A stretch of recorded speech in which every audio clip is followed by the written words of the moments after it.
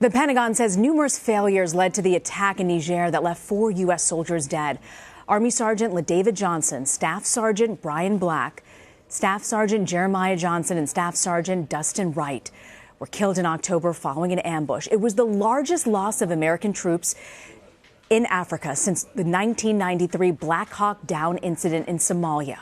Well, today, the military released a video recreating the deadly attack. Approximately 100 meters outside of the village, enemy forces attacked the team with small arms fire directed at the rear of the convoy. Enemy fire was initially light, then intensified as they advanced through the woods on the team's position. At this point, the convoy halted.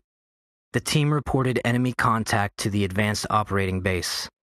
U.S. Vehicle 1 and U.S. Vehicle 3 immediately began returning fire with their mounted M240 machine guns, while team personnel exited vehicles, donned personal protective equipment, and returned small arms fire. The Pentagon also held a briefing earlier following a months-long investigation. While the investigation focused on understanding the events of 4 October, it also included a comprehensive examination of other factors, including force generation, pre-deployment training, unit transitions, command oversight, and operational support. CBS News national security correspondent David Martin is at the Pentagon and joins me now. David, it's clear there were a series of failures here. What were the main missteps that the Pentagon identified? Well, you can boil it down to this.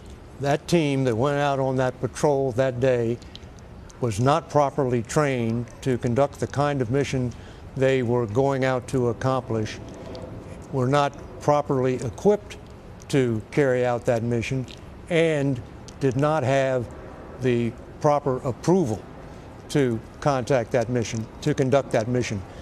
A series of failures, both by individuals and by organizations, ended up with that patrol being out in the Nigerian bush for nearly 36 hours, time enough for the enemy to realize they were there and to spring this ambush, which caught the patrol totally by surprise. Yeah, you mentioned that element of surprise. We know these forces were under orders not to engage in direct combat with the enemy, except for self-defense reasons. Why would they be sent to a site where they know there were ISIS militants and told not to engage in direct combat? Well, the plan was that the Nigerian soldiers they were operating in would be doing all of the fighting if they in fact encountered the terrorists they were looking for. The terrorist disappeared. They went to search his last known location, and there was judged not to be of a threat at that last known location because there had been a drone overhead for 6 hours and had seen no activity, and so they figured the site was cold, so they could safely send American troops up there. After they searched that site, the commander of the team on the ground thought he had no more need for that drone overhead, and he released it to go do another mission, and it was returning then to his base without any overhead cover that this ambush was sprung on them. Just remarkable, David. 47 minutes. There was almost no situational awareness. You said there was no air cover. There was no command oversight. How was it that these soldiers were so surprised by what was happening on the ground? Well, they had never seen a force this large, an enemy force this large, operating in that part of Niger.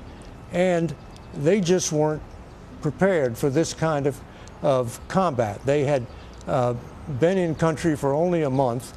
They had done only a few drills with the Nigerian soldiers they were patrolling with. In a situation like that, when you're caught by surprise in an ambush, everything needs to work like clockwork. And they just weren't prepared to operate at that level. They ended up getting separated, and 2 of the vehicles, the American vehicles, went ahead, 1 stayed behind, and that's when the American soldiers started to die. It's just such a heartbreaking ordeal. The fact they didn't even have flak jackets as they were encountering this fire. Have we heard from any of the relatives of the fallen, David?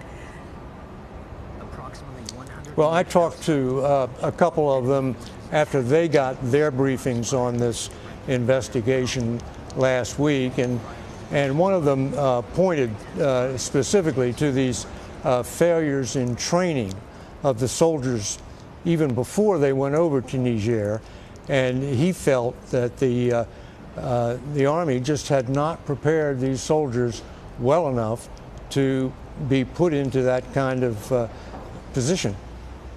4 men died, David. How is it possible that nobody in the Pentagon was forced to resign in any of this at this point? Well, I don't think that issue is settled yet. There have been 3 people singled out to be possibly held to account here for their actions. There were a lot of bad mistakes that were made. One included filing a misleading plan of operations. 2 would be proceeding with an operation without the proper approval. So 3 people have been singled out for possible disciplinary action.